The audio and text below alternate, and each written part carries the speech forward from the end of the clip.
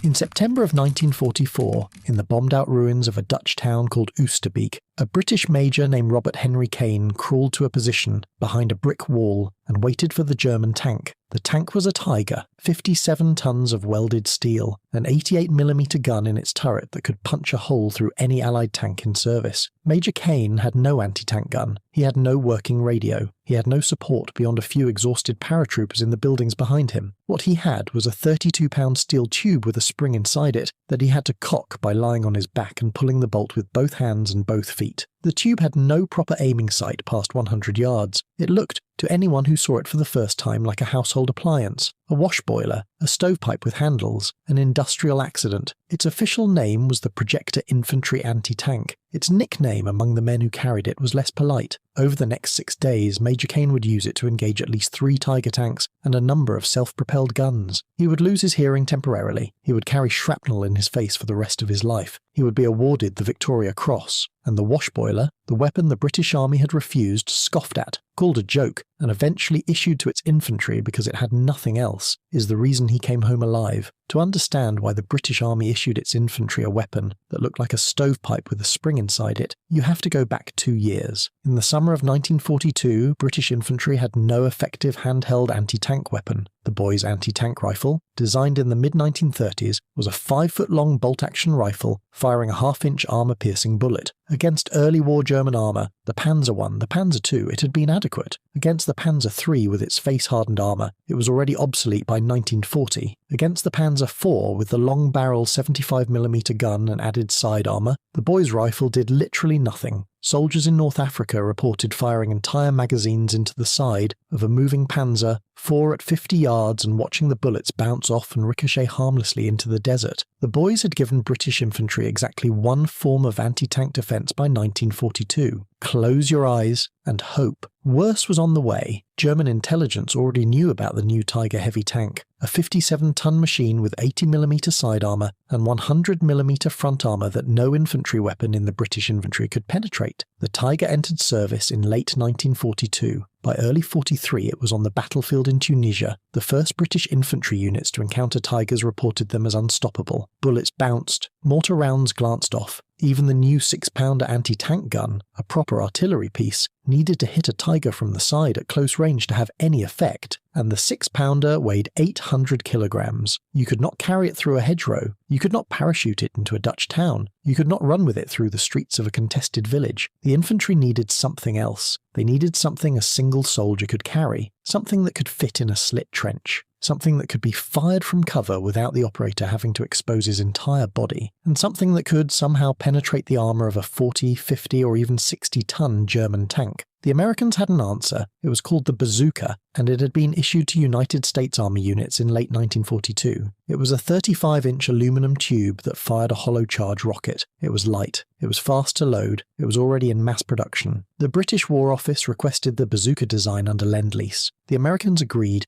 There was just one problem. The British wanted something better. The Americans had built a serviceable weapon. The British were about to build a stranger one. His name was Stewart Blacker. Officially, he was Lieutenant Colonel Latham Valentine Stewart Blacker, but everyone who worked with him called him by his middle name. He was, by any reasonable standard, an eccentric. He had been a cavalry officer in the First World War. He was a pilot who had flown over Mount Everest. He was an inventor with more than 30 patents, most of them for absurd-sounding devices that nevertheless worked. He had spent the 1930s trying to convince the British Army to adopt a spigot mortar, a kind of mortar that did not use a barrel at all. Instead, the projectile was hollow at the back, and a steel rod called a spigot fitted into that hollow. When the propellant fired, the projectile flew off the spigot. There was no barrel. There were no rifling grooves. There was no chamber pressure problem. There was no expensive precision machining. A spigot mortar could be made in a shed. The army had laughed at him. The War Office had filed his designs in a drawer. Blacker had built one anyway, calling it the Blacker Bombard, and the Home Guard had been issued tens of thousands of them for use against German tanks in the invasion that never came. The Bombard was a heavy tripod weapon, useful but too big for infantry to carry. Blacker wanted to shrink it. He wanted a spigot mortar that one man could fire from his shoulder. By 1941 he had built a prototype. It did not work. The spring he was using to drive the spigot forward was not strong enough to ignite the propellant reliably, and the recoil sent the operator backwards into anything behind him with enough force to break ribs. He needed somebody who could solve the engineering. He found that man at a country house in Hertfordshire called the Firs, which was the home of Ministry of Defence 1, Churchill's personal weapons workshop, known to everyone who worked there as the toy shop. Its director was a Royal Engineers officer named Major Millis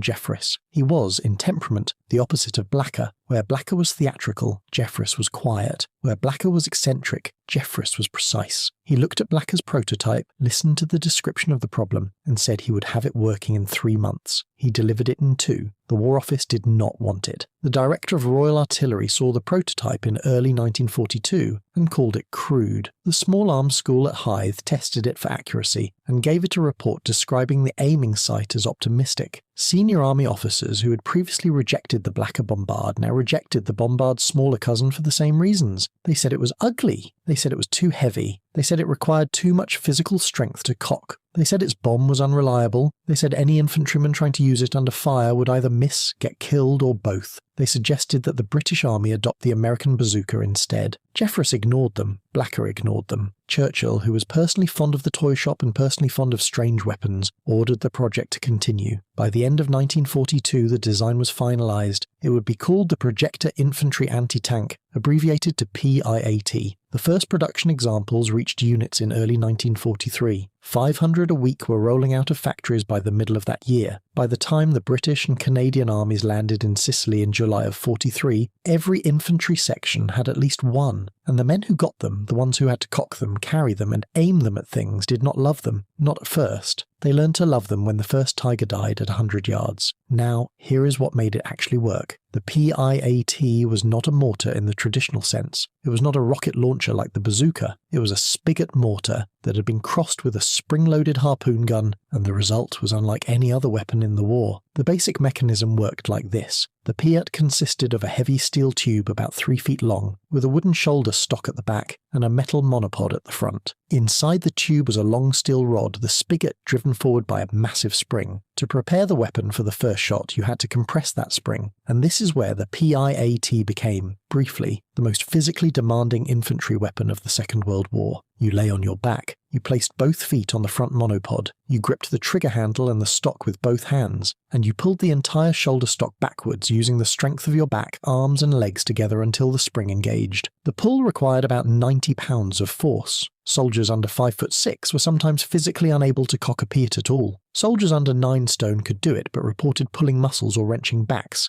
After the first round, the recoil of firing recocked the weapon automatically. So as long as you did not let the bolt forward, you only had to do the manual cocking once per fight. But if it did slip forward, in cold, in mud, in panic, you had to do the cocking again. On your back, in a slit trench, under fire. The round was a 2.5-pound shaped charge projectile. This is what made the PIAT lethal against tanks. The projectile did not punch through armour by kinetic force. It detonated against the armour and used a hollow charge explosive to focus a jet of superheated metal, copper, lined into the cone of the warhead, into a stream moving at over 25,000 feet per second. That jet drilled a hole through up to 100 millimeters of armour and sprayed the inside of the tank with molten copper and pressure shock. Anything inside, crew, fuel, ammunition, was killed instantly. To compare, the boy's rifle round penetrated about 23 millimeters at 100 yards. The PIAT round penetrated more than 4 times as much. Think about that. From a weapon that one man could carry, one man could load, and one man could fire from cover. The flight characteristics were strange. The round left the spigot at about 250 feet per second, slower than a tossed cricket ball. You could see it travelling. You had to lead a moving tank by aiming where it would be when the round arrived. Effective range was about 100 yards. Above that range, the round dropped quickly, and tank crews could often see it coming and traverse their turret to engage the firer. Below 30 yards, you were almost certain to score a hit, but you were also so close to the tank that if you missed, the tank would kill you in seconds. The sweet spot was 60 to 90 yards, and that was where the PIAT did most of its work. The other use, beyond tanks, turned out to be houses. The shaped charge warhead destroyed brick walls and stone buildings with frightening efficiency. Allied infantry in Normandy and Italy used the PIAT to clear fortified buildings, to demolish bunkers, to crack open machine gun nests in stone farmhouses. It became, by accident, the British infantry's first dedicated assault weapon. The Americans did not believe any of this when they first saw PIAT performance reports. The bazooka penetrated about 90 90mm of armour at most. The PIAT penetrated 100. The bazooka had a flash and a backblast that gave away the firer's position the instant the trigger was pulled. The PIAT had no flash and almost no smoke, because the propellant fired inside the closed tube, not in an open rocket motor. A PIAT gunner could fire from inside a house, from inside a slit trench, from inside the cargo bay of a parked truck without giving away his position. A bazooka gunner could not. Senior American officers in Italy asked to be allowed to trial PIATs with United States infantry units. They were not granted permission, but the request itself is in the British war records. By the end of 1943, the PIAT was issued to British, Canadian, Australian, New Zealand, Indian, South African, and Free French infantry units. It was carried by parachute troops in the Sicilian landings. It was carried by glider troops in Normandy. It was carried by airborne forces at Arnhem, and it was killing tanks. There are 6 Victoria Crosses associated with PIAT use during the Second World War. They give the clearest picture of what the weapon could do in the hands of men prepared to use it at terrifying ranges. In Italy in 1944, Fusilier Francis Jefferson of the Lancashire Fusiliers was facing a German Panther tank advancing on his position. Jefferson stood up, loaded a single PIAT round, fired at 30 yards, and killed the tank. Then he loaded another round, fired at a second armoured vehicle, and forced it to retreat. He was 21 years old. In Italy in December of 44, Captain John Henry Count Brunt of the Sherwood Foresters used a PIAT to break up a German counterattack on his battalion position at a farm called Faenza. He fired the weapon from a haystack. He was killed by a tank shell shortly afterwards, but stopped the German advance. At Arnhem in September of 1944, Major Robert Henry Kane, the man you met in the opening, fought a 6-day battle in the streets of Oosterbeek. He personally engaged at least 3 Tiger tanks and a number of self-propelled guns. On one occasion he fired a PIAT round directly into the side of an advancing Tiger at point-blank range. The round struck the front of the tank and did not penetrate, but the shock and noise drove the Tiger commander to reverse. On a second occasion he fired 3 rounds at a self-propelled gun, the third of which set it on fire. He continued fighting after a PIAT round of his own exploded prematurely in the tube, scattering metal fragments into his face. He took the dressing off his wounds, picked up another PIAT and went back to work. He survived the battle. He died in 1974. He never wrote a book about Arnhem. He gave one interview, late in his life, in which he said that the PIAT had been heavy and awkward and unreliable, but that it had been the only thing standing between him and a German tank, and that on those occasions he had thought it was a perfectly fine weapon. In Italy in April of 45, Lance Corporal Eric Anderson of the East Yorkshire Regiment used a PIAT to engage 3 German tanks during a river crossing. He was awarded the Victoria Cross posthumously. There are other names: Stewart, Charles Hazard, men whose battles were smaller than Arnhem and whose actions are recorded in fewer footnotes. They all used the same weapon, a 32-pound tube that you had to cock with your legs,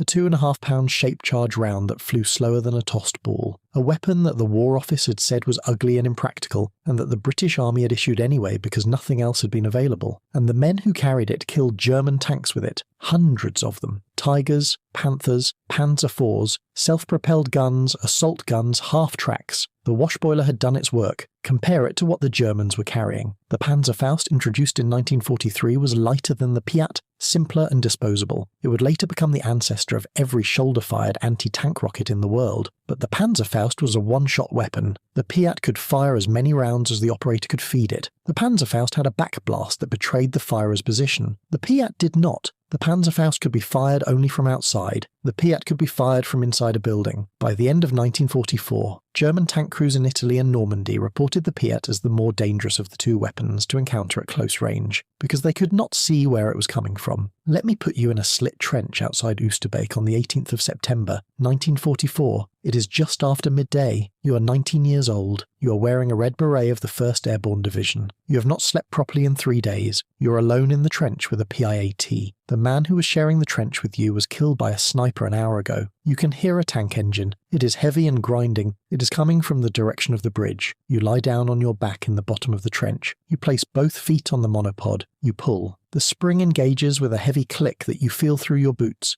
You sit up. You load a round into the breech. You see the tank now, a Panzer IV, not a Tiger, but it does not matter to you because at 60 yards either will kill you if you miss. You sight along the rough crude metal of the projector top. You wait for the tank to bring its side toward you. You squeeze the trigger. The thump bump in your shoulder is enormous. The round arcs slowly through the September sun, slow enough that you can watch it, and it strikes the side of the Panzer IV just above the road wheels. There is a flash, a small one, almost disappointingly small. The tank stops. The hatches do not open. Nobody comes out. The wash boiler has killed 4 men in a 40-ton machine, and you are still in the trench. Stewart Blacker died in 1964. He never apologised for the PIAT. He continued to argue, in retirement, that it had been a better weapon than the bazooka, and that anyone who said otherwise had never had to fire one from inside a building. He is buried in Cumbria. Millis Jefferis was knighted in 1945. He went back to engineering after the war, working in the private sector. He died in 1963. He never gave interviews about the PIAT. The weapon was officially withdrawn from British service in 1951 and replaced by the Energa rifle grenade, which used the same hollow charge principle but launched from a standard infantry rifle. The Indian Army kept the PIAT in service into the early 1960s. The Israeli Army used PIATs supplied by the British during the 1948 war to engage Egyptian and Syrian armour. There are confirmed Egyptian tank kills using PIATs in the Sinai. The weapon had a second life in colonial conflicts, the Malayan Emergency, parts of the Korean War, smaller actions where infantry needed to hit a hard target and did not have artillery to call on. The most produced spigot mortar in history, approximately 115,000 built, and the men who used it never quite forgave it for being so awkward, but they also never quite stopped admiring it. There is a story, often repeated and never quite confirmed, that a former British paratrooper sergeant testifying at a military procurement review in the 1960s was asked what he thought about modern anti-tank weapons. He replied that they were probably fine, but that he would still rather have a PIAT because at least with a PIAT you knew where you stood, which was usually on your back in the bottom of a trench. The bazooka outlived the PIAT and became the ancestor of every modern shoulder-fired rocket weapon in the world. The PIAT did not. Its design was a dead end. The spigot mortar did not survive the war as an infantry concept because rocket motors got cheaper and more reliable, and the cocking problem could be designed away. But for one specific period, between the spring of 1943 and the spring of 1945, the wash boiler was the British infantry's only consistent way of killing a German tank at close range. And it did it. It did it at Anzio and Cassino, at Caen and Carentan, at Oosterbeek and Nijmegen, at the river crossings in Italy and the forests in Burma, 6 Victoria Crosses, several hundred confirmed tank kills, 1 spring-loaded steel tube that you had to cock with your legs. They called it ugly. They called it impractical. They called it absurd. The War Office turned down Stewart Blacker so many times that he stopped counting. Major Kane at Arnhem did not care what the War Office had said. He had a tank coming down the road and a wash boiler at his shoulder, and he was about to put a hole through the tank. That is what infantry weapons are supposed to do. They are not supposed to be elegant. They are supposed to work. The PIAT worked.